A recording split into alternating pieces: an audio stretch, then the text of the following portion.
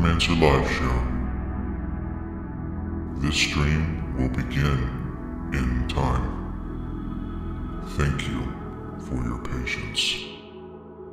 Grab a drink, sit back, and explore the paranormal with us.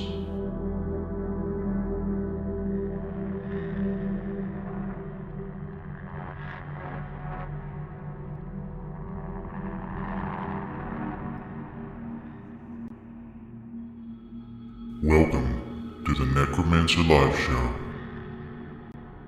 This stream will begin in time. Thank you for your patience. Grab a drink, sit back, and explore the paranormal with us.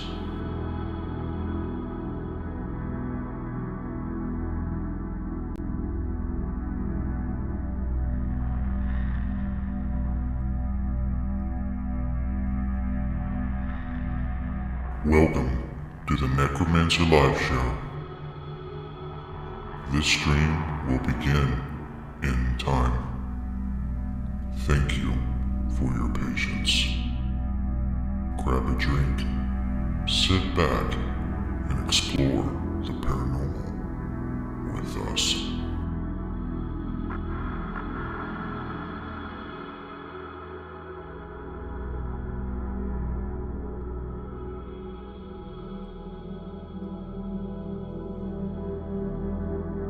Welcome to the Necromancer live show. This stream will begin in time.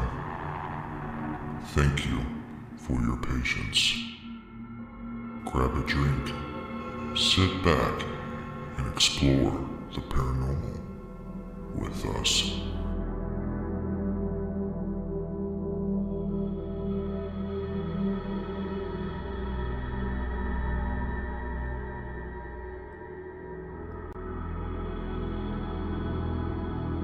Welcome to the Necromancer live show. This stream will begin in time. Thank you for your patience. Grab a drink, sit back, and explore the paranormal with us.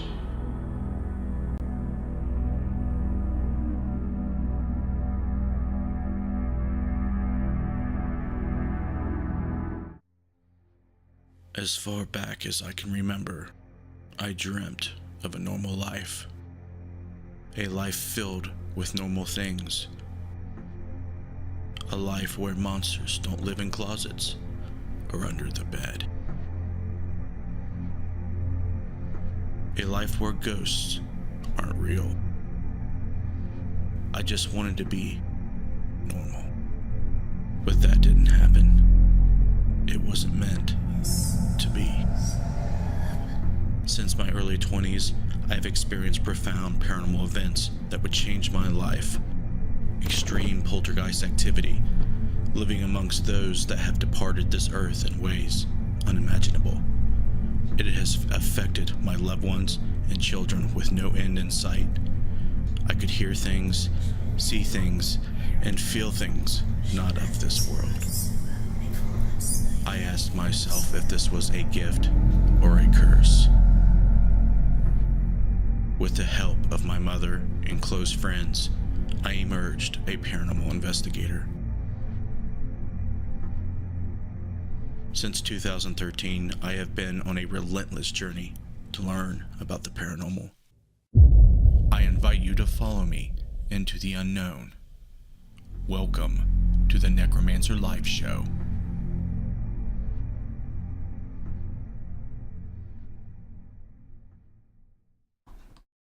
Hello, and welcome to the Necromancer live show. Once again, I'm your host, Justin Brown, and we have Missy Vestine.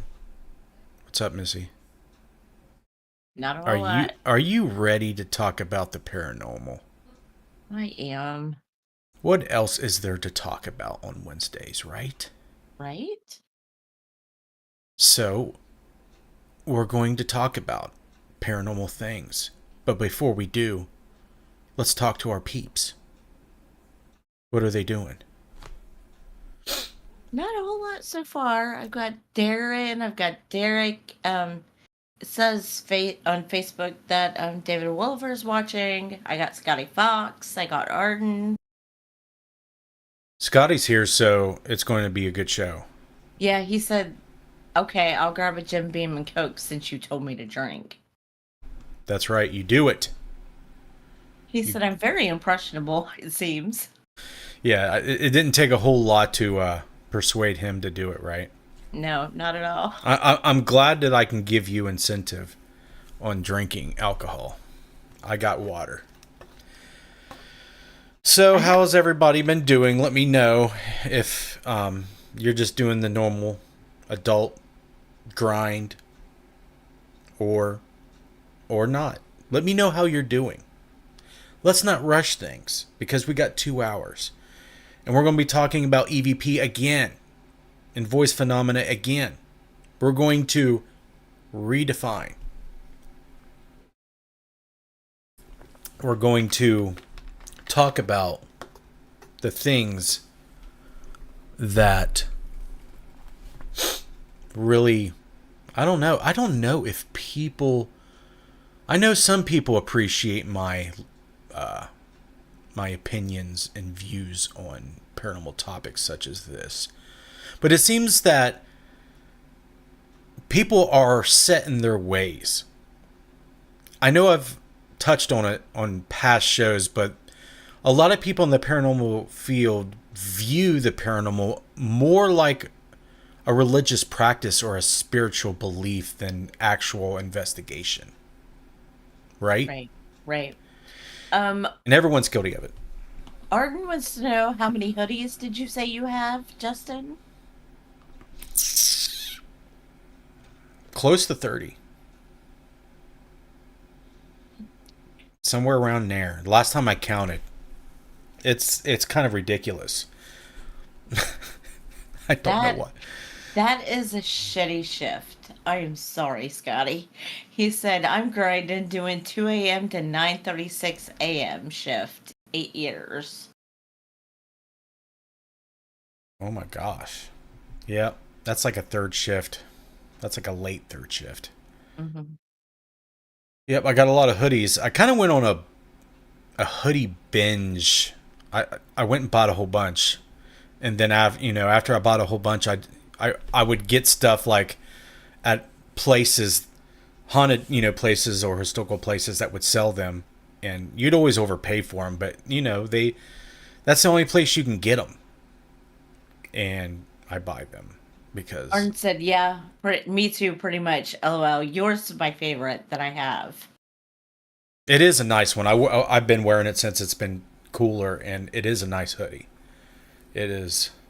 Does she have the pullover or the zip up? I can't remember. Let me know, Arden. She has the pullover, I think. I have both, and I prefer the zip up because I'm large.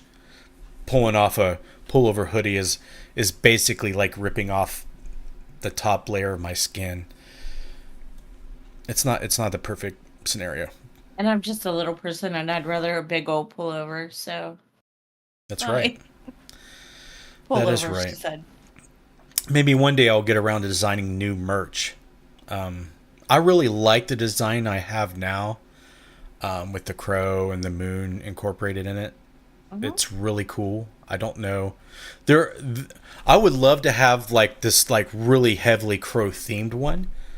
That might happen. I would like to do color on a hoodie and color on shirts and do like color graphics. But I don't know if that's going to cost. I don't know. Would you guys pay more for better graphics? Because I tell you what, glow in the dark. Well, we do have glow in the dark stuff, but we'll see. We'll see. Maybe if you watch this show, or if maybe I'll make a post, and if there's enough interest, I'll probably start designing something, and maybe it'll happen. Cross your fingers. Who out there does EVP recordings or tries to? Do you have any of the new style hoodies for sale? No, but you can order them through Josh. Josh has got a supplier. just let Josh know that you want one. Scotty Fox said, exciting subject. I've experienced a DVP, which freaked me out way more than an EVP. Yeah, they do. They do to me too. And Josh said, what did I miss? Oh, well, I just mentioned your name because Darren asked about our new hoodie that we have. It's not new, but the newest one we had out. I told him to get with you because your supplier has the design already on his file. But we're going to talk about voice phenomena. I keep redefining it, and what I mean by redefining it is finding methods that really not only diversify what voice phenomena, because it's like a spectrum of things, and it's not like it's not like there's 100 different types. I don't think so. But the issues that I see plague me.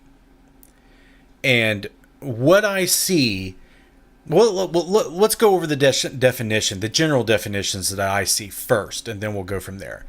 If you look at an outside community and how they define the paranormal term EVP, it's always worded like how people perceive voices on recordings as spirit voices. That's basically the general definition. Now, if you look at a paranormalist, an investigator, an ITC researcher, a ghost hunter, what have you, they'll tell you that an EVP is a voice found on a recording that you did not hear while you're recording it. You do not hear it with your ears, but when you play back the recording, you hear it on the recorder. And that's dubbed an EVP.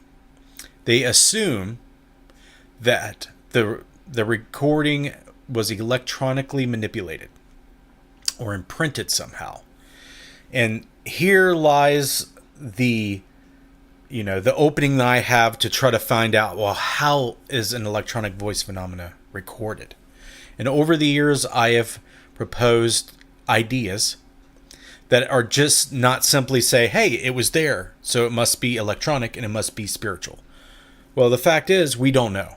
We don't know if it's a ghost. We don't know if it's, a discarnate being, a disembodied intelligence for communicating, through the veil. We don't know if it's an alien. We'll talk about that. All we know is it's an anomalous voice. So the first thing I like to redefine is electronic voices tend to, be too generalized and too vague.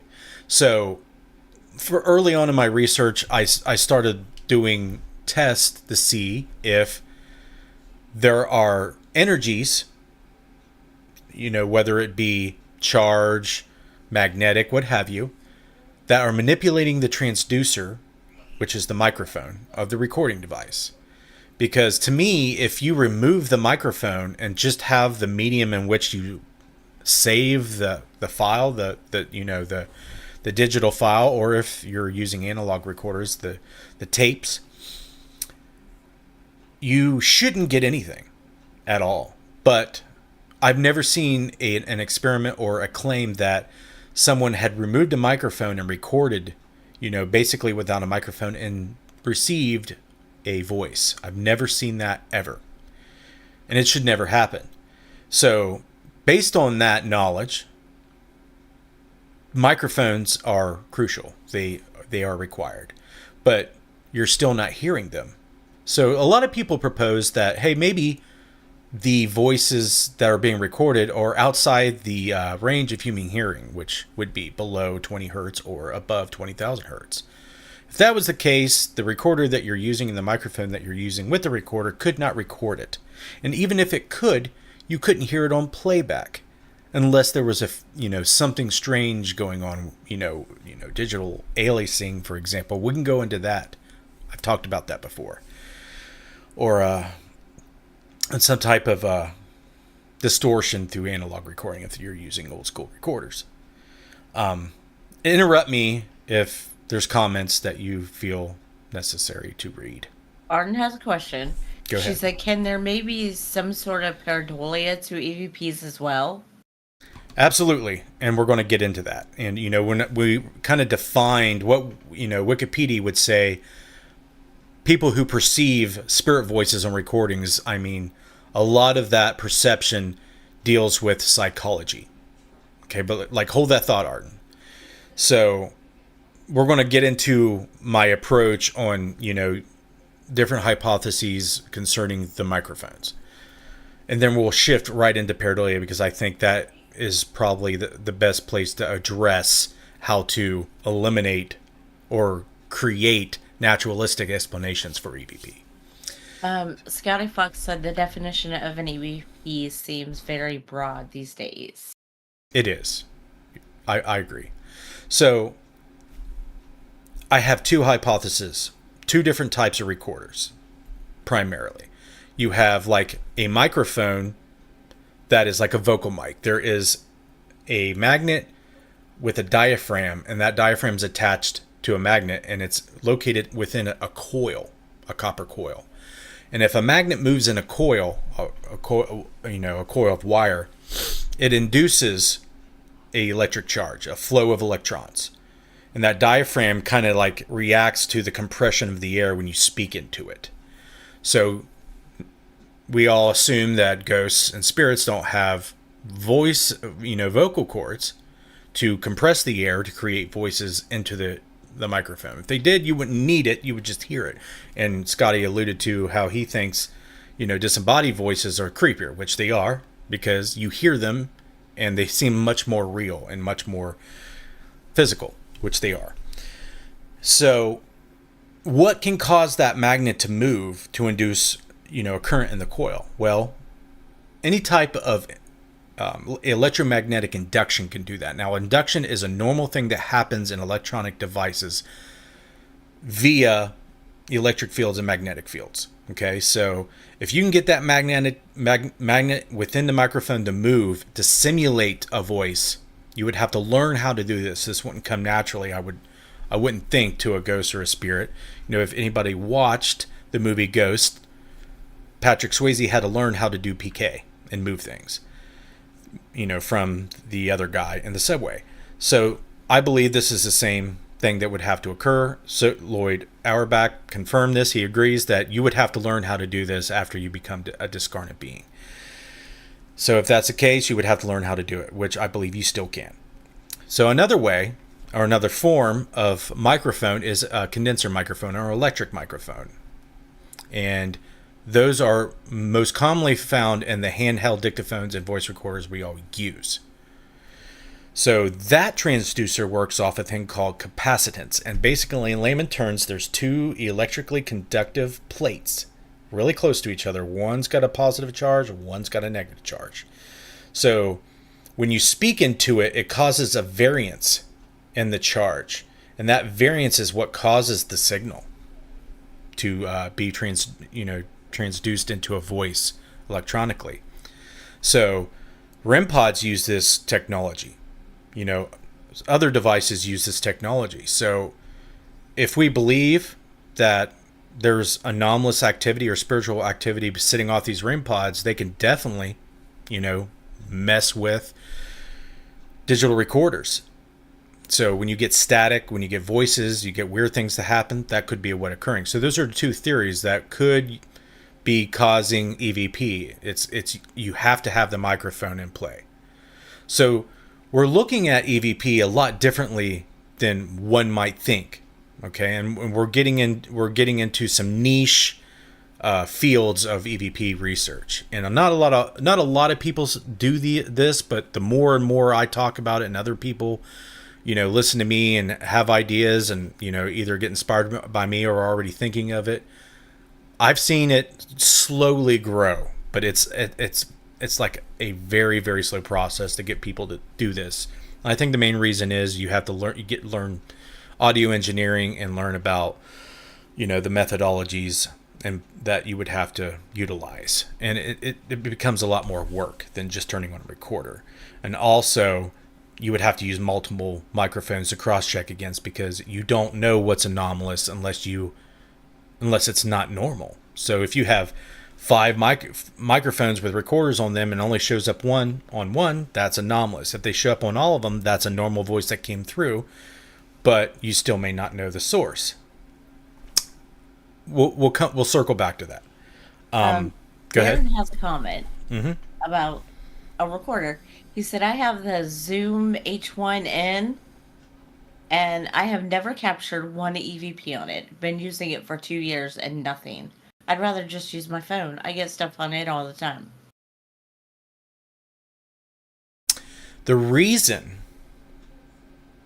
One reason that would explain that, Darren, is your phone is more susceptible to noise and pareidolia than the H1N. That's why I advocate the use of it, because it is insanely good quality recording. Okay. Now, there's really the only difference is the quality of the microphone and what could be happening. The H1N is insanely good at ejecting background noise. You have to kind of get close for it to sound good. And the cell phone captures a whole bunch of stuff. Its range, its pickup pattern is way wider. Okay, so you're going to hear things. Plus, the quality of the recording is not as good.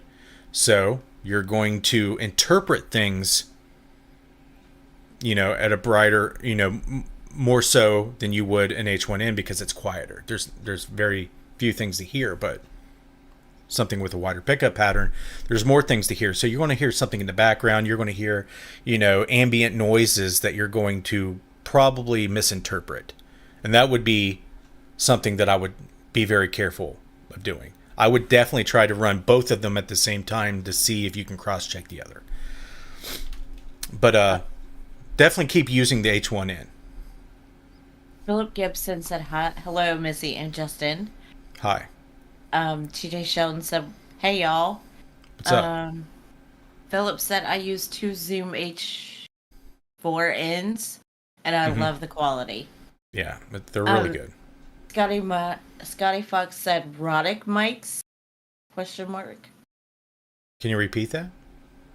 RAUDIC mics. Rodic mics. He's basically talking about a Rodiv microphone that essentially is a pickup coil, and it only really hears magnetic fields.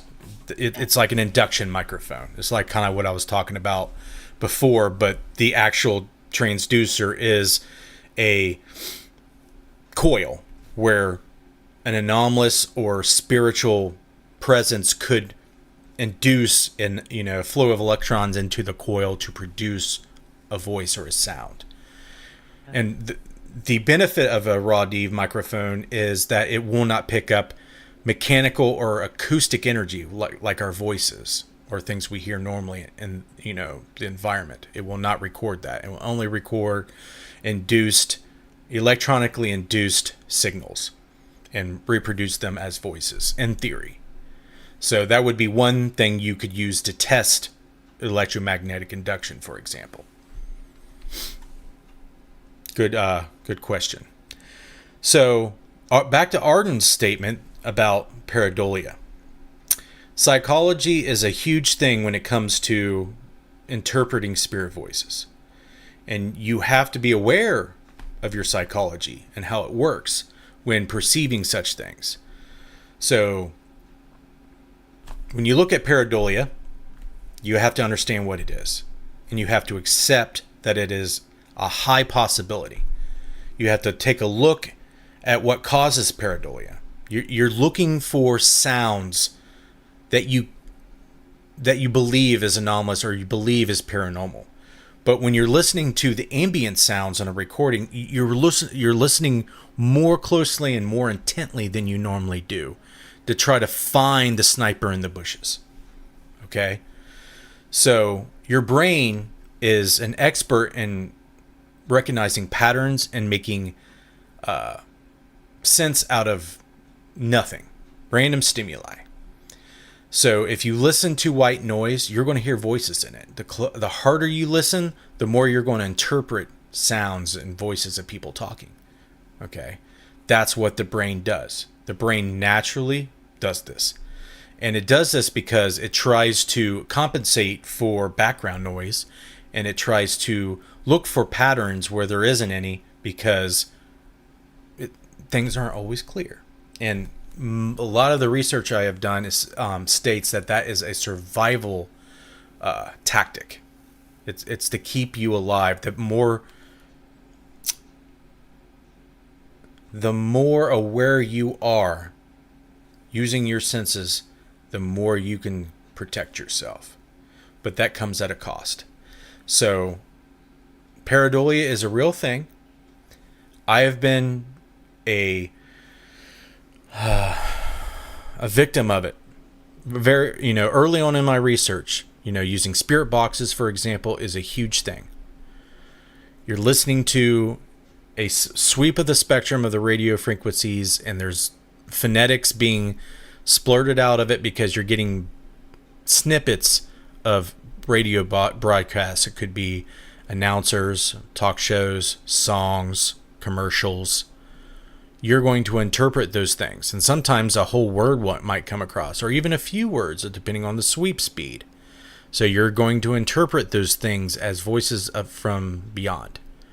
But you have to ask yourself, how do you know that? Do you question your belief that these are? If you do, good. If not, why don't you? You have to ask yourself, I'm content in my belief that these voices are, voices of the dead. Philip just asked a question. He said, I just joined the conversation, so you may have already touched on it. Do you believe that EVPs captured on analog recorders, such as old school cassette recorders and condenser mics, are more credible than ones that are captured with digital? No. No. I think that technology is advanced enough that digital recording devices have surpassed anything analog that I know about. Of course, you can get really good recordings with really good microphones that are hooked up to reel-to-reel or, analog recorders. You still get pretty good recordings. But let's face it, 32-bit float on a professional microphone is the best way to go. And I will, once I get around to it, I'm going to prove why that's true. It's not more legit, but you should experiment with it though, because there are claims that people claim that they are better, and people claim that they record spirit voices on them. So you should investigate that. You absolutely should. You should use those devices, especially if you're interested in finding validity in the claims. But you should do so with scrutiny. And, on the show, a lot of times we talk about how you scrutinize your recordings and your methods and your beliefs. The biggest thing is, not only scrutinizing other people, you must scrutinize yourself the most, because you're more susceptible of being a victim of your own confirmation bias and your own psychology, tricking you into perceiving things that are not what they are. It happens daily. Or your mind. What's that? Or your mind. Right. That's what I'm talking about. Yeah. So we got to clean things up. I just seen that. What's up, Amber? What's going on? So pareidolia, yes, Arden. Hopefully I kind of touched on that well enough. If you have anything else that you want to ask about that, do it now before I shift gears. Because what really is fascinating about voice phenomena is not electronic voice phenomena. I feel like more voices are recorded, they're caused by acoustic energy. Why do I say that? Well, the recordings that I get, I can't find evidence that they're electronic. Because most of the stuff I record are on multiple recordings. He said it's all good, thank you. You're welcome. And I believe that when we do record EVP, most of the time, like 99% of the recordings I see posted online, there's no other sources of audio that would be present that would give you any indication that it's electronic. or give you any indication that it's pareidolia or something naturalistic explained away, right? So when you get a recording that you believe is anomalous or something that shouldn't be there, you need to make sure that it shouldn't be there. You need to record video while you're recording the audio so you can see what's going on. You need to see everyone that's there, their whole body, and if not their whole body, at least their face, because that makes the most noise, especially voice. So record all that information and sync it with your audio recordings. That is super important. There is nobody in the scientific community or in the community that takes paranormal research seriously that would take any data that just was one recorder recording a file and that's it. You need a lot of synced data, video, audio, and if you're asking me, you might as well take environmental measurements and the whole kit and caboodle, because there could be things that are anomalous that could be correlated with it. So you definitely want to do that. But disembodied voices seem to be more common. And Missy, do you agree that, acoustic phenomena is more common than something that's just electronically manipulated? Yes. Why do you think that is?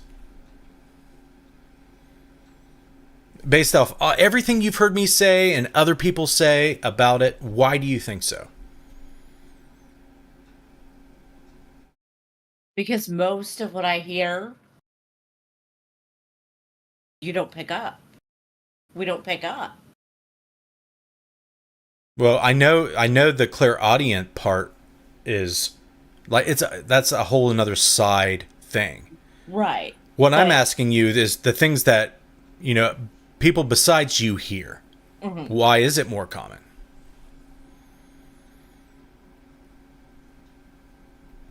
If you don't know, I don't. It's okay. I don't know. I'm just making sure you didn't have like a quick I've been thinking. Yeah, about this. no. So, I'm big into the parapsychology stuff.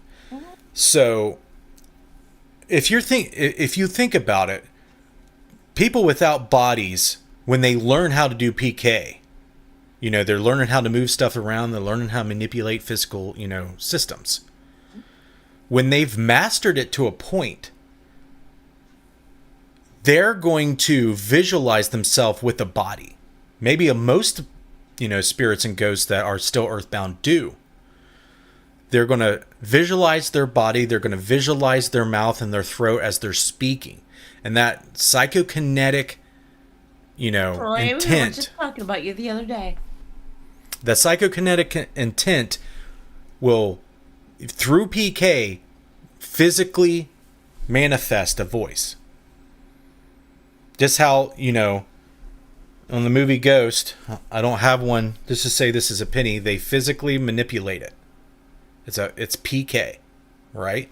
So, a form of PK, disembodied voice. It's physical. It's a physical manifestation. So that's why I believe it's more common, because that seems like a more naturalistic way that a ghost or a spirit would want to speak. Why would they want to learn how to do some techno, magic with a fucking recorder to speak? It seemed like it would be more natural to psychokinetically speak, right? Because they're visualizing their body with a mouth like a normal person. Even though they don't have one, they can still visualize it psychically. I believe that's why it's more common. Let me know what you think in the comments, because I know a lot of people that were doing EVP research when I was talking about the whole theories with the electromagnetic induction and capacitance stuff. They were like, no, that's not right. It's a psi phenomena. And I'm like, well, you could be right, because the psi phenomena could be disembodied voices, but that wouldn't be an EVP. It's not an EVP. And that's why the show is about redefining. That's the takeaway. So I want you to start thinking. I know most of these people chatting, watching, have heard me echo these same, topics and same sentiments. But when you're thinking about it, are you just using one recorder? Are you not recording video? Could you be misinterpreting what you're hearing? You absolutely could. Especially if the voices sound distant, you don't know where you are when you're, you may believe that you're far away and not being picked up by the recorder when you actually are. You don't know how many times I thought I heard something that I thought was paranormal that I debunked after I watched through the review. The one that saddens me is the Octagon Hall where I thought I heard a growl. It's a freaking exhaust from a pickup truck. I'm like, it's so much more fun when you're ignorant. It's way less fun when you're analytical. But Johnny Fox said the use of the Ovilus and apps on phones are a problem to me as legit data. there's no way. There is absolutely no way. I'm only interested in things that will hold up to the highest scrutiny. Because normal people expect the greatest amount of execution in medicine, in communications, in entertainment, everything across the board. They want high quality. If they go to the doctor, they want them to be a good doctor, and they want them to be able to execute with, their medicine. If you're watching TV, your shows, you want them to be able to be very, very good. Right? If you're in a car, you want all the instruments and everything in your car to be the best, highest quality. Not, some $2 or free app that, advertises that they can detect ghosts and use it to talk to you. You should carry on the way that you normally think about things that you want and the things that you use and the things that you rely on.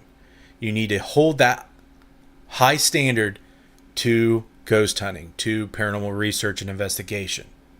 Please do that, because you will thank me later. You will the people who want to know.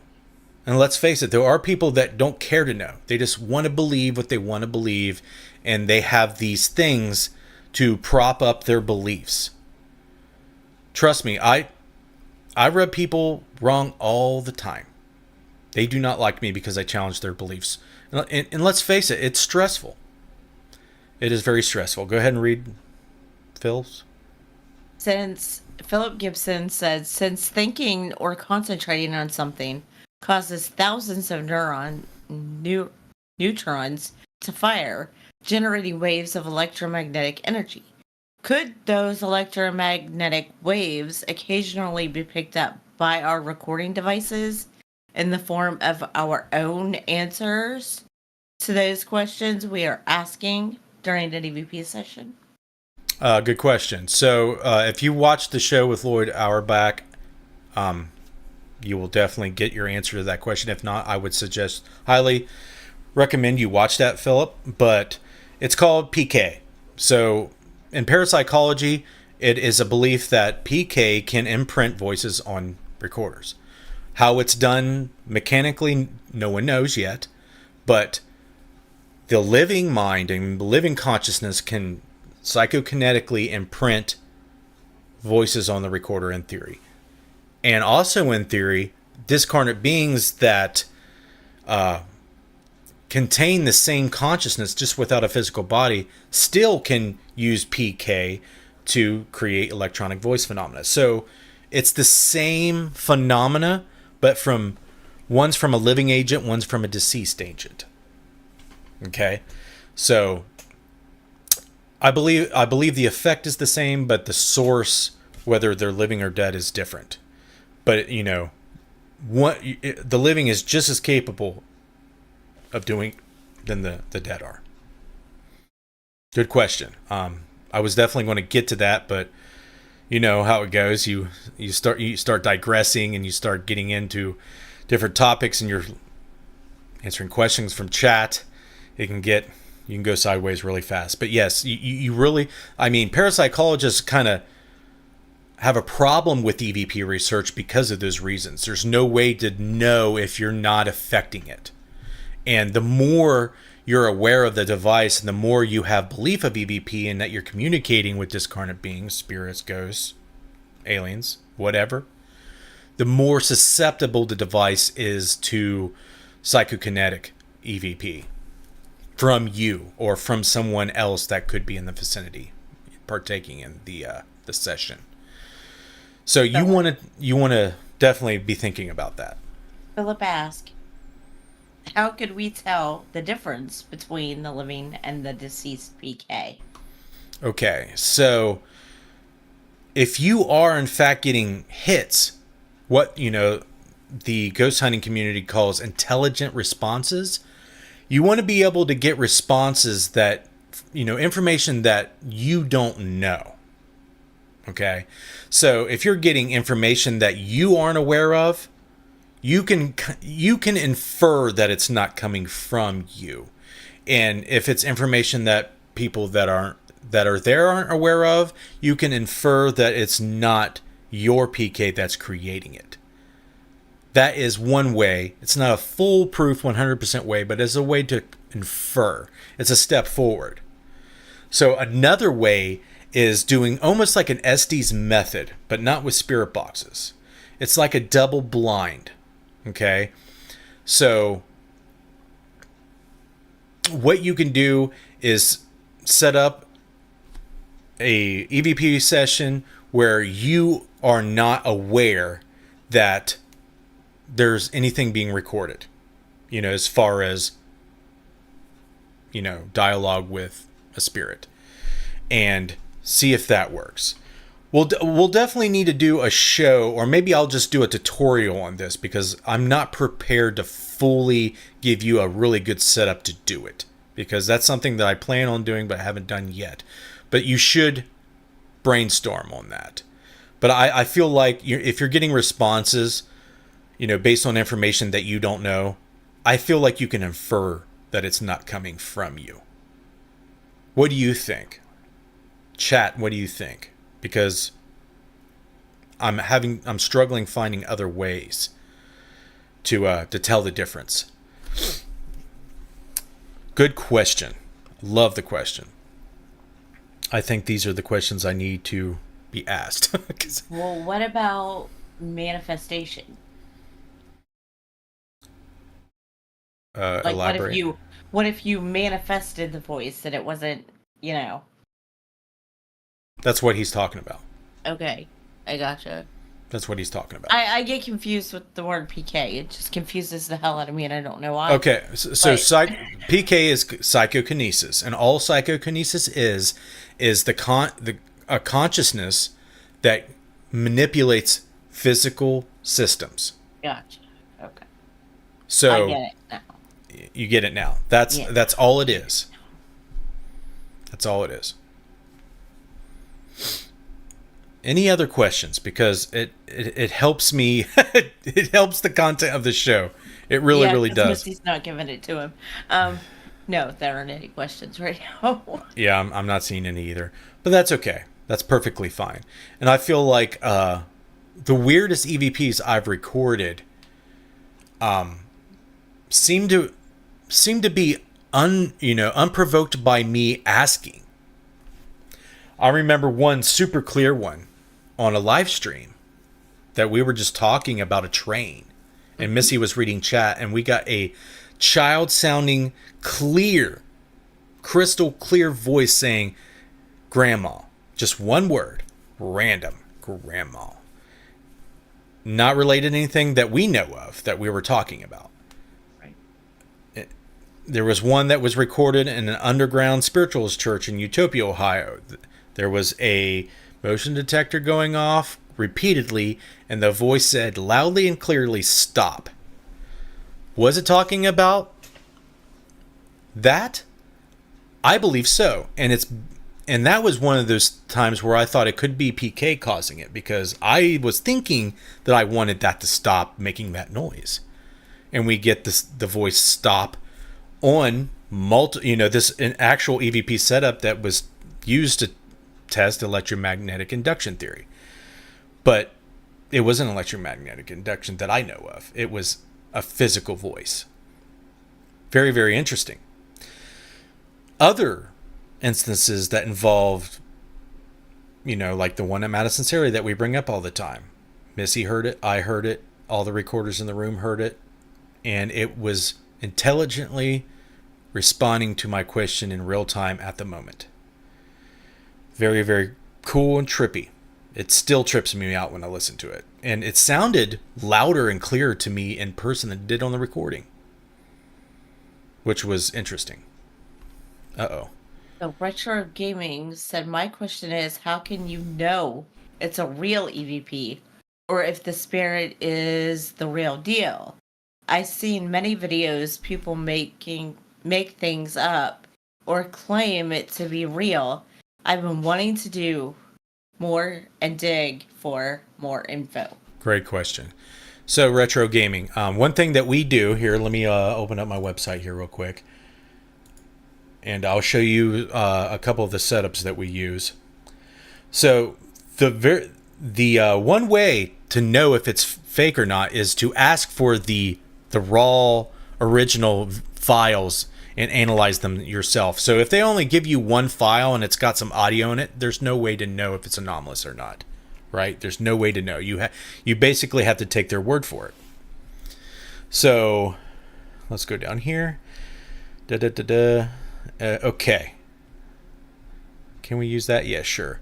So this setup that you're seeing on the screen right now, it uses a scientifically calibrated EMF detector, a shotgun microphone, and all that is synced up and connected with this Tascam recorder that you're looking at. So it's recording a stereo audio file, it's recording the Rode mic, and it's recording the MagCheck 95 EMF sensor. So if you get something on this device and someone says, hey man, I would like to scrutinize and investigate this, send me all that stuff. So if I capture something on it, I say, hey, this is a voice. We can't explain where it's coming from. Would you like to peer review it? So the only way you would know it's legit is if you peer review it and you can't find a reliable source for the voice. And like I said earlier in the podcast, if you're not recording video while you're recording all this audio with this setup, that's a no-no, because someone could just be saying the EVP while you're recording it. You want to have all the videos that are untampered with, original files, because a lot of these TV shows, they just edit this stuff the way they want you to hear it and perceive it. It's easily faked. And anybody that claims to be a paranormal researcher or investigator can do the same exact thing they do with editing software. And it's all free software. It's not even hard to do. So the only way to know is check it out yourself. Trust that the people that are taking the recordings are trying to legitimately find these voices, and you're going to have to base your opinion the same way we based our opinion, listening to the stuff. But there is no proof. Let me be plain about this. There is no proof that ghosts are real, that spirits are real. You know, when you come down to it, it's still belief still. But what we can do is we can find anomalous phenomena that have no perceived explanation. But that doesn't mean that it's ghosts. But you can still dub it in EVP because you're just looking for anomalous voices. Hi, Derek. How are you doing? Fantastic. Fantastic. So yeah, let's see here. Thanks for sharing the website.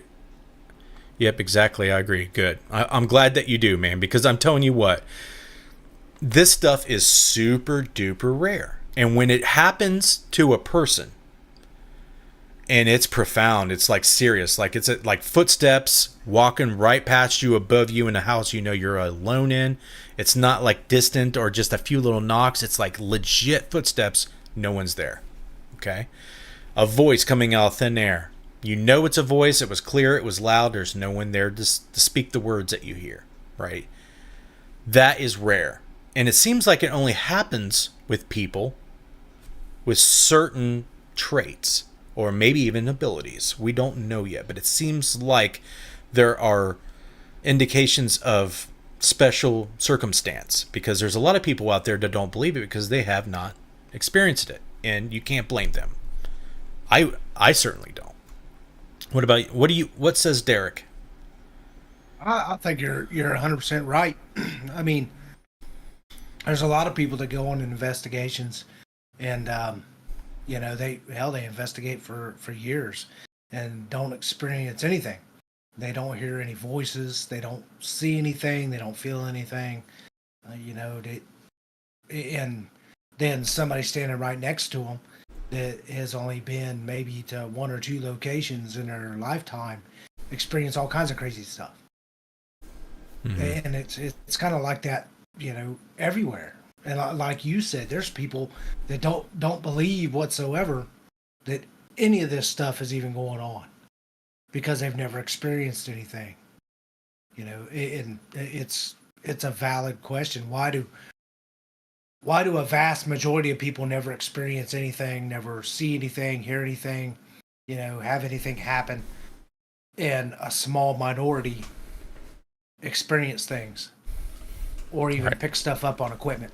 Because there's people all the time talking about, seeing full-bodied apparitions and this and that, and it's very rare. I mean, I've only seen, that I can recall off the top of my head, maybe twice, a full-body apparition with my eyes. And yeah, it's one of those things that it doesn't matter where you're at. You can't recreate it, even if you try. So kind of there's something there, but how does it happen? Why does this happen so rarely? That's the big thing. And most people don't look at it as, is this really going on, or is this something that's in my head, or is this just something that's completely anomalous that it only happens every once in a great while? And I think that's what we're trying to that's when you get to the point of are we really investigating ghosts and spirits, or are we investigating something else? That's where the investigative part comes in, where people really need to start paying attention to what they're doing, how they're doing it, what's going on around them. I mean, instead of going to a haunted location in the middle of the night that's on the internet or on TV, like, a prison or going to a Waverly Hills, why not just go to a random house in the middle of the day and start investigating and see if something happens? All good questions. And, we talk about this a lot on the show. It's like, why is it that, people seem to experience things more towards the evening time? And it seems to correlate with the mindset. And what I mean by mindset is, what is the altered state of consciousness that may be occurring? Because we don't normally perceive this.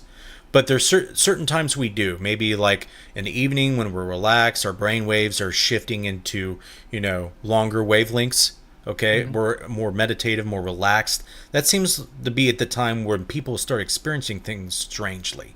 Okay, right. And that could correlate. It's not necessarily correlate with night and day. It's just correlating with when the brain normally relaxes.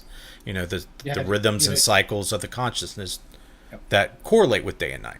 And as the sun goes down, as the sun starts going down and evening starts setting in, your brain starts releasing melatonin and mm-hmm. and chemicals and stuff to help you relax. So could it be, some of that chemical release triggering some things that are causing you to see and hear things?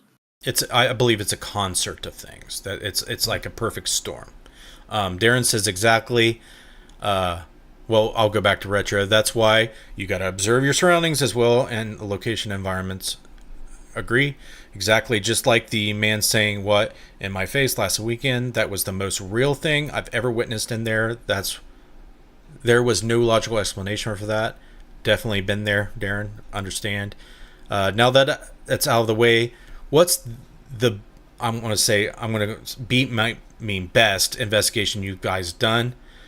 We'll answer that in a second. I've never seen an apparition or shadow figure. They're rare, especially when you are super tired, exhausted, and your mind plays tricks on you. Exactly. So We'll get back to the best investigation question, and we'll answer Philip real quick. Or I want to comment on Philip's comment. I feel like I've never seen an apparition, but I've seen anomalies, and I've seen shadow figures and shadow anomalies. And there could be a difference in the phenomena, and I believe there is. I don't know if you've ever heard my theory on Cry4 cryptochromes that could allow for magnetic anomalies to appear under certain light conditions. When you have enough Cry4 cryptochrome, they observe this in birds for sun navigation and magnetic navigation, finding true north for migrating purposes, and they find it animals, insects, and even in some cases humans. So the magnetic anomalies appear to be shadowy under certain light conditions. So that could be that. Apparitions, I believe, is completely different and might be tailored to a certain person's perception. And I'll go into it briefly. So let's just say bedside apparitions, for example. People who see the deceased shortly after they die. So if you are a receiver and a spirit wants to only transmit their image to you or to a group or to a localized group of people, think of your perception, your senses as a receiver. Okay, they can tune their signal for you to receive the visual of them and not anybody else. So it has more to do with the transmitter of the image than it does with the receiver. Okay, so think about that. Missy, what is the best investigation you've been a part of? Retro wants to know. What's up, Heath? Oh. It's a subjective answer. Just when you think about all the investigations you've done in the last 10 years, what pops in your head first? Indiana State Sanatorium. Why? Because it's a crazy location. Yeah. Let's pull up Instagram. Let's let Retro see this. But Or give us one. Madison Seminary. Either one of those two for me. Yeah, Madison Seminary is pretty crazy. Mm-hmm. Slash interface death. I don't know. Let me try without the underscore. No. Instagram.com/interface_death. This shows you how often I go. Okay. So quickly. He has a message from me from last Tuesday that he hasn't read. No, I guarantee you I haven't. I know you Okay. haven't. We can log into these accounts because they're your account centers. Switch accounts? No. Oh, I need to log in. That sucks. Switch accounts. We'll use that one. I think you have a couple from AON on there you haven't read too. You need to be my secretary. Okay, so not now. Go to home. Well, what happens when I send the message Profile. that I'm reading my own message? So Missy says Indiana State Sanatorium. So we're going to go through some photos to kind of give you an idea. So stairwell to a psych ward. This is outside the admin building. There's a hearse, couple hearses parked out there. This place kind of looks like, especially the rest home, the Lee Allen Bryant rest home, looks like they just got up and left, like during like a nuclear holocaust or something. But I'll go through here. It's the location is just crazy, and there's one particular thing I want. I mean, look at all this stuff left there. Here's the cafeteria to the rest home. This is the chapel. This is the superintendent's house. This is the Lee Allen Bryant. This is the power station. It's like a whole ghost town. They had they had a dairy farm. They had a water tower. They had a power station, and all these buildings. All the linens are still stocked on the shelves. There's trays being set out to be put food on, with the order still hanging. Here's some of the tunnels that were there, some of the rooms, stairwells. Now this is one of the craziest photos that we got. This was a screen grab from the video. They had pulled out these Polaroids and they were documenting the abuse the tenants and the occupants of the rest home and the psych ward were getting. And yeah, it's straight out of a horror movie. I've never ever been to a place where they actually had pictures of the abuse. Yeah, we were there at a very rare, because none of that's there anymore. We were there at a very rare time where they haven't cleaned it up yet. And I would have to say, this was the psych hospital. I would have to say that it's the most intense empathic experience as far as raw, unstructured emotion and trauma that I've ever experienced. Now, Hillview Manor and Waverly Hills comes close, but it was different. It was structured, and what I mean by structured is you could tell what it was that you were feeling and being impacted by. He said, "Oh wow, that's super cool. I seen those on Instagram." Yeah, this was not structured. Like, you really couldn't pinpoint what it was. You just knew it was bad, and it was so overwhelming. It was like a bunch of people with ADHD, and they couldn't get a straight thought, and they were affecting the way you thought. Mm-hmm. And here is the X-ray machine next to the tub in the morgue. If you're into horror, this is up your alley. This is where the photos and the filing cabinets were too, which was weird. I would like to travel to that location someday. It's worth it. Like, if I get the drone shot in here somewhere, I don't know if I post the drone. I think this is from different location, but there's a drone shot that kind of shows you the expanse of the location. It's just huge. But a drawback is teenagers who trespass that go in there to check the place out go in there all the time while you're there, and there's no way to stop them unless one of your teammates spots them. All right, so that answers Retro's question.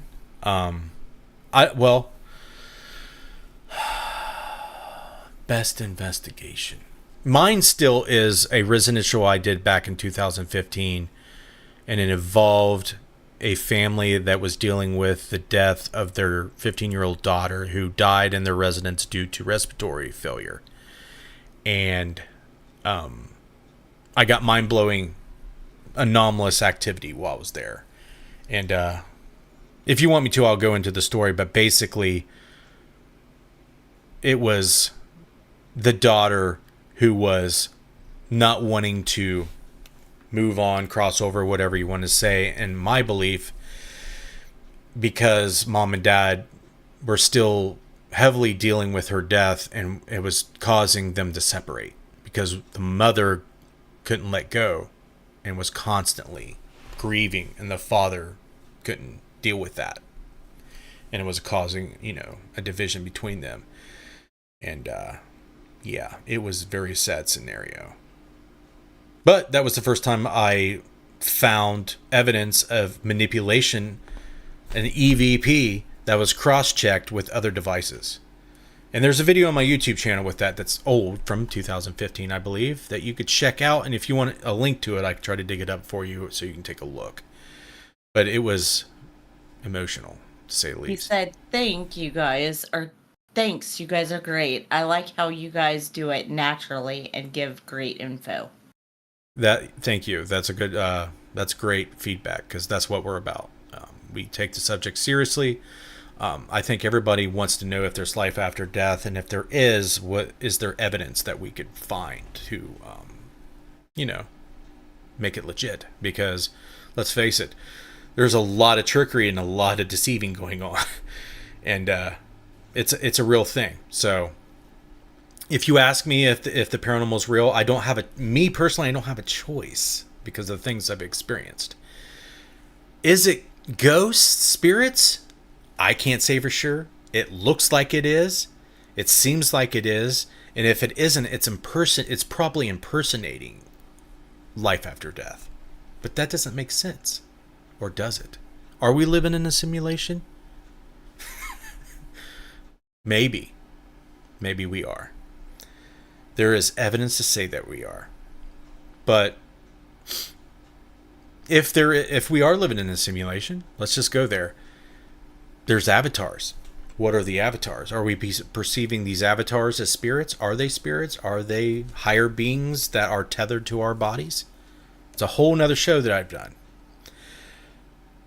But you're very welcome. Missy, do you feel like we have made any headway in EVP research as far as progressing the field when it comes to voice phenomena?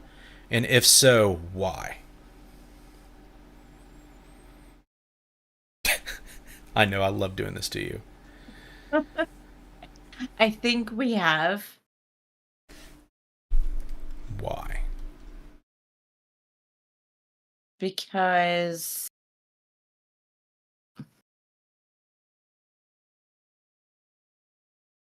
I don't know. I don't. Well, I have a thought. I say all the time, the more you find out what's not paranormal will get you closer or put you in a better position to see and identify what is, if that makes sense. So all the things we're doing on finding naturalistic explanations for things that we perceive are anomalous or paranormal, which in fact are not, or most likely not, the better we are in finding things that are anomalous or could be potentially spiritual. And that's, I feel like, where we've made headway. And coming up with recording setups to find ways to prove that there is mechanisms to this, that there is some type of explanation to how it works, like the RVPR and other things. That's what I think. Would you agree? Yeah.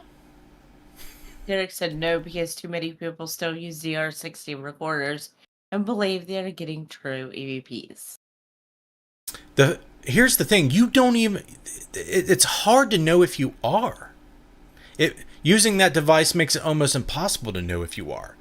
Right. It's not impossible that you are, but you can't know. You can't even, you can't come close to knowing. That's my problem. Why use a device that puts you further away from knowing? Right. That's why I tell Darren, use the Zoom H1N. It gets you closer to knowing what the sounds you were recording sound like. It's high detail. When you hear a creak of a chair or the motion of your clothes or the smacking of your lips or something weird that comes across cheap recorders, they're going to sound like a voice. They have no detail. So your brain's going to be like, what's that? I don't know. Could be a voice. Could be a growl. Could be this. Could be that. With a high quality recorder, you're going to know what it is. And if you record video while you're recording audio, you're going to see what the things are that are making the noises. That's my point. Debbie, you are a brave soul. Because I don't know if I would want to see these two faces in the morning. She said good morning from Australia. Good morning from Australia. Good morning to you, Debbie. Top of the morning to you. I don't know if they say that in Australia, but it sounded right. Volkfire said, to this day, there is no solid evidence of anything paranormal. But there is so many people that have personal experiences and joint experiences with others. How could there not be speculation? The reason why there is lack of speculation in some groups and some people is bias, belief. Okay, if you go to a Christian with devout faith and try to challenge their beliefs about Christianity, their very beliefs will not waver. That's the structure of Christianity. The more blind faith you have about it, the better Christian you are. So the more blind faith you have about your beliefs and spirituality, the better you are as that spiritual person. And it's a double-edged blade, and let me explain why. So, in spiritual practices, magic, energy healing, PK, all those types of things, psychic phenomena, they rely heavily on belief and intent. That belief and that intent are the sparks of paranormal phenomena. They may be the source and the driving force of the phenomena. But they also could be your downfall in trying to explain the phenomena. So that's why it takes an outside source to scrutinize it. You should not investigate your own house. You should not investigate your own psychic ability. You should not investigate your own spiritual beliefs. You should rely on others to scrutinize it. And then based off their scrutiny, you should objectively and openly allow that to impact your belief. If you can do that, you will be able to change your mind. You will be able to look at things more openly and discover that, hey, what about this? What about that? So you're not so locked in and you're more open. Okay, so it's in my opinion, it's a better position to be open and say you don't know and say that you're on the fence about this, that, or on the other, than it says, I believe this no matter what. You know, I see people all the time in the paranormal field that seen dust fly in front of their lens of the camera and they think it's their dead brother or their mother, you know, and so on and so forth because of the grief factor. And it's hard. It's a hard thing to do, to tell somebody that is grieving, that is trying to grasp onto anything, to help them process their own grief. Even if it means believing in something incorrectly or perceiving something incorrectly. So that's my position there. We have Matt Benton. He said hello, everyone. Hello. Heather Elliott said hello. Hello, Heather Elliott. Debbie Campman said good day. Good day. Good day. That's the Australian good morning. Yeah. Good day. Sweet. It's you know, live streaming is so cool because you get to connect with people all over the world. Right? And you know about the folks in Australia, there's a higher frequency of people who believe in the paranormal in Australia. Mm-hmm. A lot of weird shit happens in Australia. A lot. Don't go anywhere, folks. We're going to take a quick 3-minute break.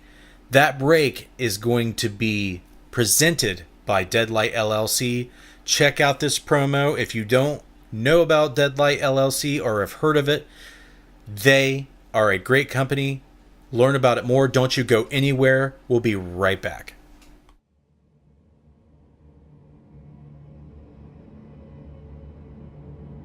We have been peering into shadow for 5 long years, struggling to see what lurks in the night.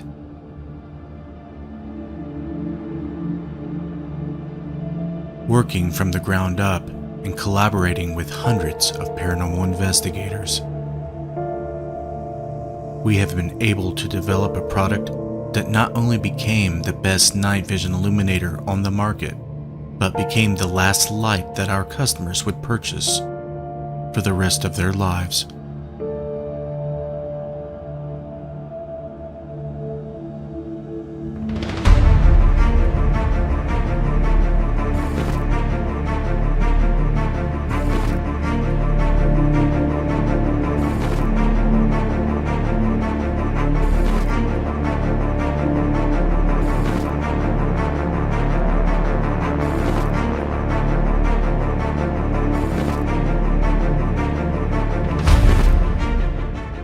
What Deadlight has done for me as an investigator has really kind of changed the gamut of how we investigate, because before Deadlight, you used to get the little wonky lights you buy off of, offline and stuff like that, which sometimes didn't always work. They were really glitchy.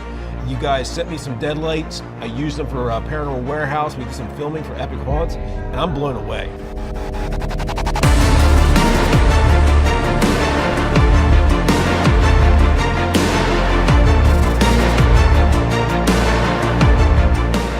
I think the quality of the merchandise that you get from Deadlight LLC, I think is top notch. The fact that it's handmade, by Josh, and the quality of it, and the craftsmanship that he puts into it, the time and effort that he puts into it, speaks volumes when the merchandise is received. The fact that he honored all of his work, pretty much lifetime guarantee to fix it if something goes wrong, I think stands out too. The quality of the product and the customer service is top notch.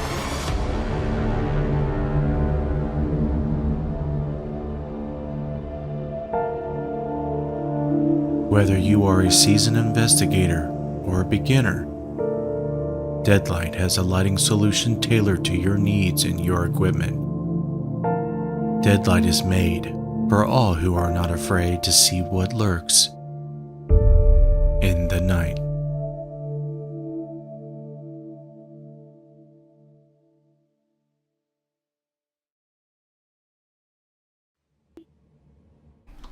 Welcome back, Missy. Did you enjoy your break? Yeah. Did you enjoy watching the Deadlight promo with no sound? Yeah. Thanks for sticking around, folks. We appreciate everybody that's watching right now. You are watching the Necromancer live show with Justin and Missy. We're talking about EVP and other things. This is the point where we will digress. We will start freestyling. Your questions are crucial at this point. Help us create more content for the show.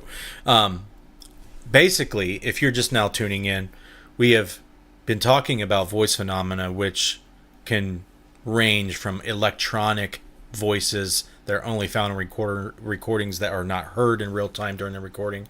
We're talking about disembodied voices that are heard with the ears, that are heard by multiple people. This kind of involves other sounds that you hear, rappings, footsteps, screams, Hi, Becky. anything you can hear. Becky Young, welcome. So it's debated, it's talked about, there's all kinds of beliefs, and I'll tell you what, I am a pet peeve. Okay? If you don't know, I have pet peeves. I have issues with how people investigate. I have problems with how people record audio during paranormal investigations, how they do EVP sessions, how they conduct instrumental transcommunication using spirit boxes, Ouija boards, water, you name it, apps on their phone. I don't get the water. That confuses me. Well, That's not hard, but still. well, it's pareidolia. Right. I mean, anything that kind of like moves around and has a play of light, because they get a bowl and they get an angle of light to shine on it, and you can see faces in it. Just like you can in the sky with clouds and wood grain and everything else. It's a problem because of the mind and how it works. You definitely need to be not only open-minded but educated about how the mind works. And people I'm just going to be flat out blunt. A lot of people that I see are just walking around like brainwashed zombies. Mhm. Now, I do the daily grind. I work every day, long hours. I'm not completely impervious to pareidolia and being zombified. Okay, but at least I'm aware. At least I'm trying to be aware and trying to do what I can to not be fooled by my mind, because it happens. It's broad. It's very broad in everything that we do. It's very, very, very real thing. And then you talk to a 2-year-old and everything changes. How's that? Explain. My niece's son, so it would be my great nephew. He was at my mom's, Mm-hmm. and he comes. He's standing in the hall by the front door in the corner. When you open the front door to my mom's house, the basement door is right there. Gotcha. So he's standing in that corner, and he's looking at the corner, and he's talking. And Oh, Derek was telling us about this. he comes back into the living room, and he looks at his mom, and she goes, "Who were you talking to?" And he goes, "Lady, dress, dress." And he's given the sign for dress. And she goes, and she just kind of let him, chat with the woman in the hall. I So, walked in one day, and there was no one there. And I heard a voice say, "Hello?" Like it was I in the agree, Philip. kitchen. Like it was in the kitchen. And I'm like, "Hello?" And it was so real to me that I searched the entire house for a woman. Of course, it would have been, that real to me. But then another child had seen the same thing, or was kind of reporting that they were seeing the same thing, right? Yeah, Casey said he's seen it. Jade said he's seen it. Heather said she's seen it. So it's not just like, okay, here's this boy, it could be in his imagination. Sure, it could. It's a flip of a coin to know, but there's others Right. that have no knowledge of the others experiencing anything. Right. And you have to kind of like say, Right. that's odd. Yeah. It Because doesn't Casey's seem like Casey's imagination. 26. No, he's 27. Heather is 22. Jaden is 17. And Bryson is almost 3. Right. So, yeah. Yep. Now, just imagine that the 2-year-old says the name of a deceased person that used to live in the house. That might freak me out a little bit. Just a little. Yeah. And not only do they say their name, they say they're dead. Oh, Like he said it was a ghost.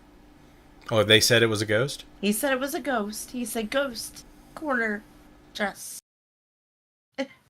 That's interesting. Yeah. Have they talked about ghosts, or do they hear people talk about ghosts? Do they understand the No. concept of that? Are you sure? I don't know what the conversation is at home, but we don't, he's never said anything about it to us. Right. It's always weird, like, what your brain knows before you can articulate it with words. Right. So a 2-year-old's kind of like, it's been like a year or more that they've kind of been having these thoughts about these concepts that they hear and see. They hear people talking about it, they see TV, they see adults and other people talk about it, but they're not articulating it. And when they finally start getting words and forming them sentences, you really don't know if it's like the first time they're, articulating the concept, or they've been trying to do it for a while and just now are able to. You know what I mean? Yeah. Uh-oh. I have A hard time understanding the concept of ghost, but feel like I knew more about it as a child. Is it because your materialistic mindset that you're find it hard grasping the concept of a ghost? Let us know if that's why. Because Or as just that children are very susceptible to seeing spirit. And I feel like they're susceptible because they have no Belief. filter. They don't, Right. They're not taught to believe that it's not real. Right. And it's interesting because before children fear it, fear is the most, impactful thing when it comes to the psyche. Right. So, like, if you're at a place like the Monroe House and you may fear something, that may be filtering out a lot of things. Right. Or it could work in the opposite direction. It could allow for you to be more susceptible to things. Right. Because, it just depends on what you're up against. If you are afraid near certain dogs, they will know this, and it will make them defensive or aggressive. Right. Or may look at you like prey. And this could be what these entities or things could be doing, how they're reacting. Yes, it's like I understood the entire world, nature, animals, people before I gained experience. Yes. Uh-huh. I love my story. And I'm not biased. And let me explain why. I don't want to believe in the paranormal. I was afraid of it. As a child growing up, I didn't want anything to do with it. It terrified me. It stressed me out. Okay? And one of the reasons in retrospect that I feel like it did stress me out is because I didn't know how highly empathic I was. Okay? So being sensitive and being empathic and dealing with trauma and finding coping mechanisms to deal with the trauma and, creating that, empath ability or whatever you want to call it, it caused stress and it caused fear because a lot of the stuff I was sensing reminded me of traumatic events that I was dealing with in my home life, for example. I'd walk into a room and it would feel eerily similar subconsciously than it would, in a dysfunctional family home, for example. Or living in a home with parallel dysfunction, in the past that mirrored or was similar to what I was dealing with at the time. Or at least I was perceiving it as similar. Okay? And that would induce fear and, rejection of it. And, of course, you would try to run instead of, confront. But that didn't work very well for me. There came a time where I can no longer ignore and deny that something insanely fucking strange was going on. And to this day, I would love to be Kenny Biddle. I envy people like that because it feels like there's no fear, no anxiety, no complex, no strange, awkward, sideways, identity crisis. You know what I mean? You feel like you're in the normal box. Everyone's crazy. I'm normal. I'm not, delusional. I want to be that, but I can't. Because I can't deny. She said, yep. Shannon said, yep. Good evening, Incarnate. What's up, Incarnate Paranormal? All right, so there's got to be others like me, right? But there's also no one telling Kenny Biddle that he's weird. Oh, there's people telling him he's weird. Yeah, but he never had to, I see this, I hear this. I can do this. And people say, that's weird. Or you're weird. You can't do that. Right. And I feel like a lot of people may at some points feel like, am I psychic? Or do I have some kind of special ability or power or whatever? And then other people are like, no, you don't. Or the fear of rejection or people telling you that you don't will hush you up or, make you shy away from anything like that. That right there. So people in their happy normal box. Do you believe that the fear and stress you were going through either contributed to or initially caused the activity that you were experiencing? There could have been some dance between me, and the psychokinetic field being, perturbated or whatever, being manipulated somehow. perturbations in the field could cause some triggering and a dance of paranormal shenanigans to play out. But the death of the former owner and the return of an aspect of his consciousness looping in that home, I believe, was something that was inevitable, and those who are sensitive enough to perceive and know its existence would start feeding into the whole idea of a haunting. Because let's just face it, people who experience hauntings move out, other people move in, don't experience anything. Why? Well, that brings me back to a comment that Debbie Campman made. She said, you said something about Australia being extremely haunted. She said, friends of my mom's didn't believe us. Their house was haunted. She said, we moved out and they moved in. They only lasted 2 weeks and moved out. They believe us now. Well, good. I'm glad, because, that's a sign of relief that you're not crazy. And it's a big deal. It's a real big deal. There's some places that are so haunted that it doesn't matter if you're sensitive to it, right? Well, like this house. The bus stop is right across the street.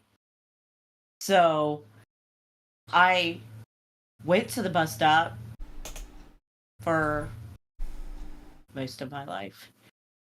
After I had Casey a month after I graduated.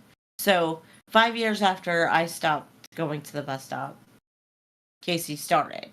So it was a vicious cycle. Anyway, this house that we are in, I think the Kramers were the longest residents of this house. Which no one was ever how said long? why. Like, they lived here the entire time Melvin grew up. So they lived here for like 10, 15 years before him and Mutt and his wife got divorced. Gotcha. But then he just moved next door. Across the street. He didn't move far. But a year maybe was the longest anybody had lived here since I was a kid. Missouri. That's a good ways from Ohio and Indiana. It better be good. So Shannon made a point that, basically saying trauma can make people hypervigilant and access instinct and sensory abilities others can leave dampened. So a lot of people that I admire and that I align with and subscribe to that have a theory that empaths are basically born from some type of trauma. And the reason I believe this is you have to survive in that somehow. You have to cope and survive. So you have to read the room. You have to read people. You have to anticipate when things go bad. So you can not be in the situation if you can help it. And as a child, that it tends to be the behavior that seems like common sense. So that can translate into this ability to intuit trouble, identify and intercept trouble,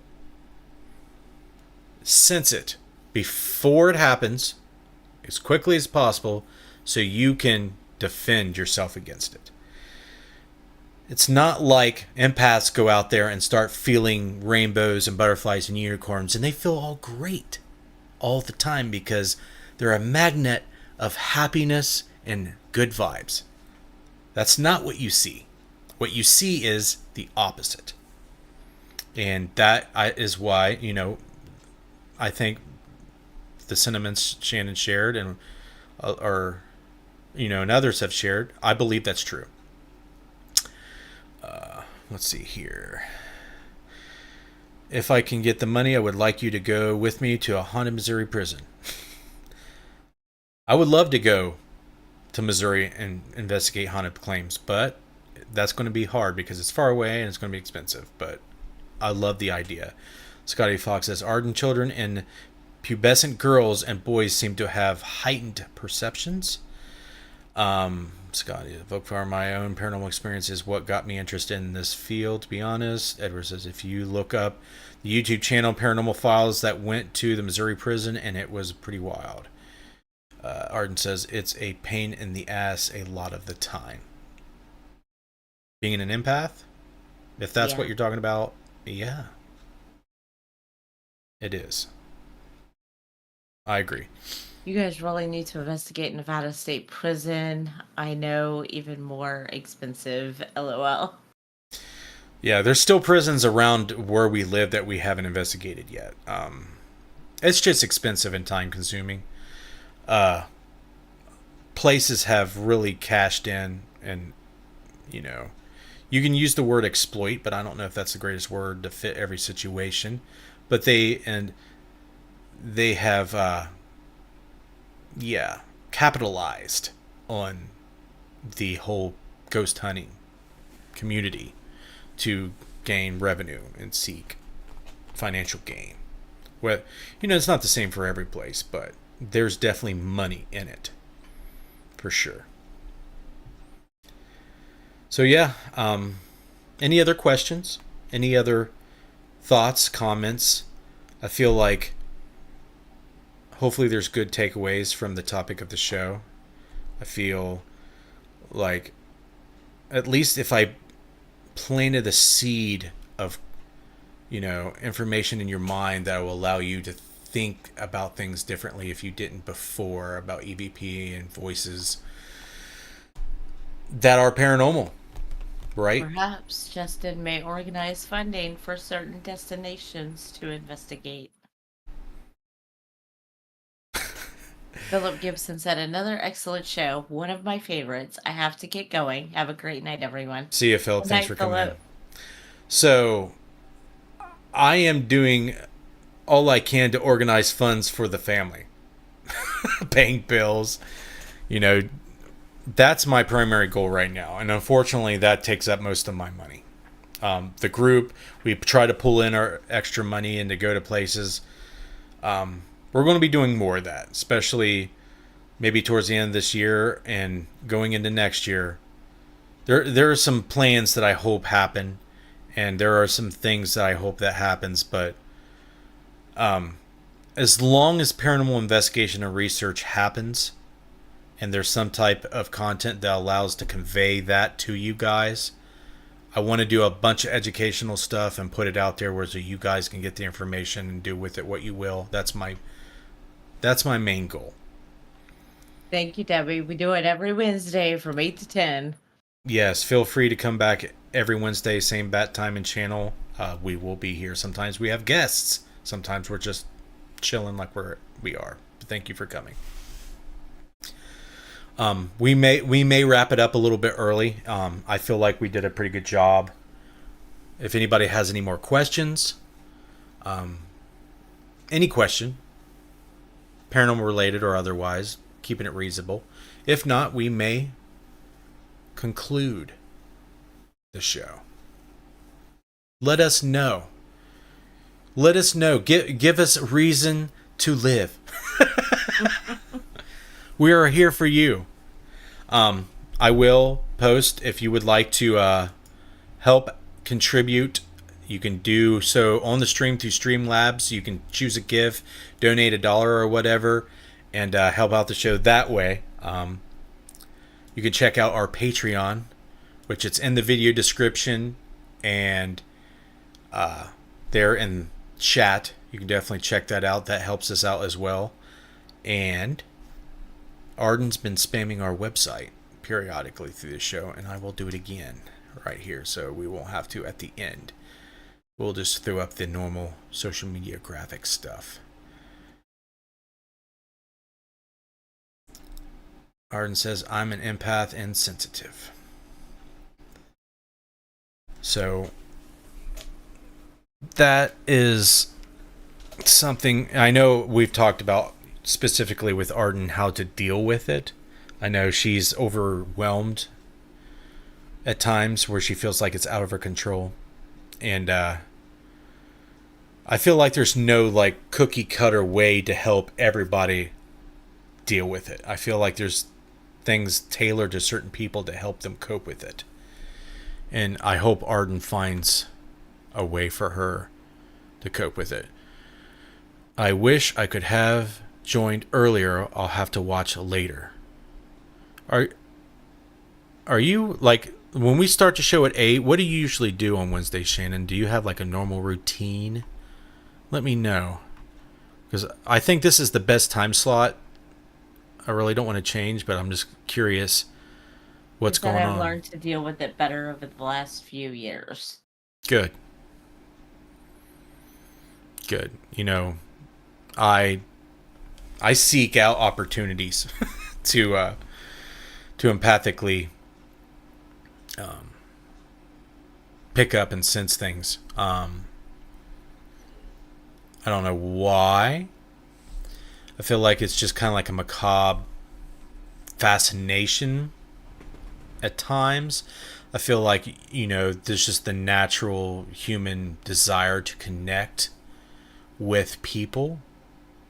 I think the overall general no normal routine, but I've been super sick the last couple of weeks, so slow getting Kendall to bed. Gotcha. I feel like the walk of the empath is like trying to lower your vibration down to others and trying to raise it back up to heal them, or just operating on the, you know, a certain frequency and finding those who are, you know, similar vibratory, you know, beings or emanations. They find comfort, you know, comfort in, you know, people of their kind, we'll say. I've advanced a lot now. People just talk to me and I tell them things and they're like, "What? How do you know that?" I wish people would just like horoscope my ass. I wish people would just read me and tell me everything I need to do. I'm open to it. If you're watching and you're psychic, help me out. I'm open. You are not. I'm not? No. Why not? Jess tries to do it to you all the time. She's Why like, can't he she? is so closed off. Not true. If you're psychic, that, I mean, you should be able to penetrate, right? Like, does somebody got to be open to be able to be read?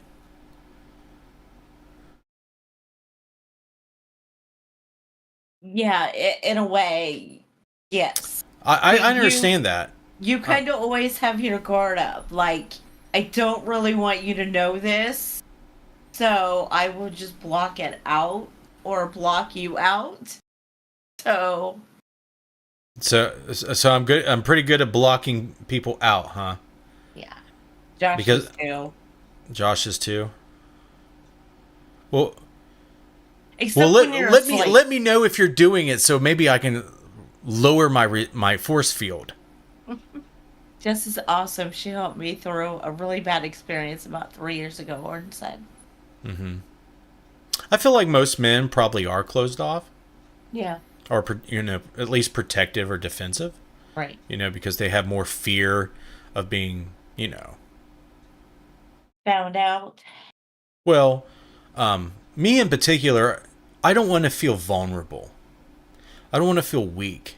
Right. I don't want to feel stupid. I don't want to be ignorant. I don't want to be not good.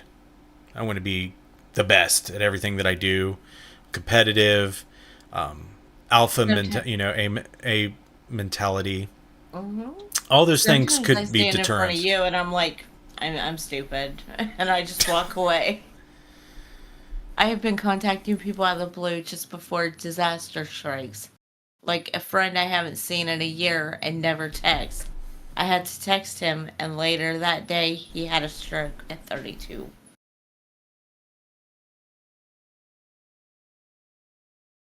Are you sure, Shannon? Are you sure that's what's happening? I don't know. I don't know if it counts. I usually think about someone just before something bad happens.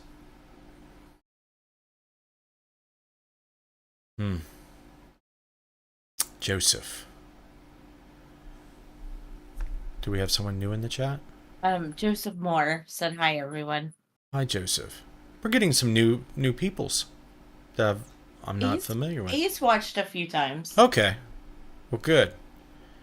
I don't know if I've noticed or remember every time, but I definitely want to try to. I think last week I may have shouted him out later in the show. Awesome. Yep, we want to get as much people we can in here to talk about the things that we want to talk about. We're wondering what's going on with the mind, with the spirit world, and everything in between. We need to talk about it. We need to flush out all of our ideas, our beliefs, our thoughts. She said friends have started asking me not to think about them. Do you blame them? Poor Shan. Joseph said I've been on other lives. Cool. Thank you. I don't know why your name don't ring a bell, but it should now. It should now, because I don't remember ever directly acknowledging you. And I'm sorry if I haven't. I think he's asked questions. It could be true. He could be my best friend. Right now, I'm so tired I don't even remember. Arden said, I know him. He knows him. In real life? She knows him. IRL or just on YouTube? I'm curious. Is he your neighbor? Yeah, I feel like I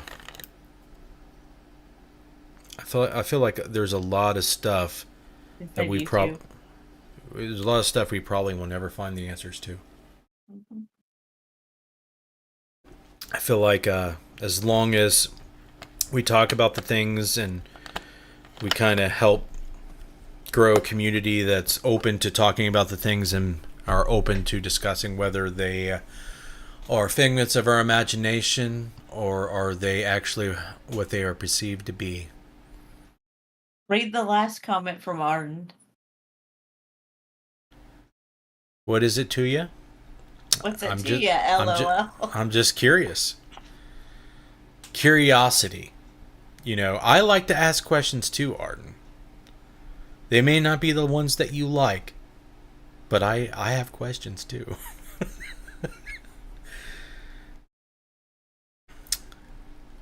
Yep. So, I feel like we're going to wrap up this show. I feel like if you have any ideas and topics, any suggestions on guests that we could interview, anything that you have seen online that has been as a claim of paranormal phenomena, UFOs, ghosts, what have you, send it our way. We will review it live on this show. Let me know what you want us to do, what you want us to talk about. It'd be much appreciated. But we're going to wrap this up. Thanks, everyone, for joining tonight. I think it was a really good show, really good topic. Lots of interaction from the chat. I love it. That's why I do it. Thank you for being here. We have social media platforms that you could follow us on and learn about what's coming up, what we're doing, all kinds of stuff. So check out the video description. We have Facebook, Instagram, YouTube, Twitter, all kinds of cool things on there. Patrons, Patreon, it's a thing that helps us continually improve, and we're funded through Patreon, and it helps us increase the production value of the show and video content we do and the paranormal research we conduct. So please extend your thanks to the people you see on the screen: Clay Borman, Deadlight LLC, Heath Edwards, Tony Filosi, Gina Rutledge, Anthony Gratis, Becky Young, Arden Paranormal. Thank you for your contributions. It's much appreciated.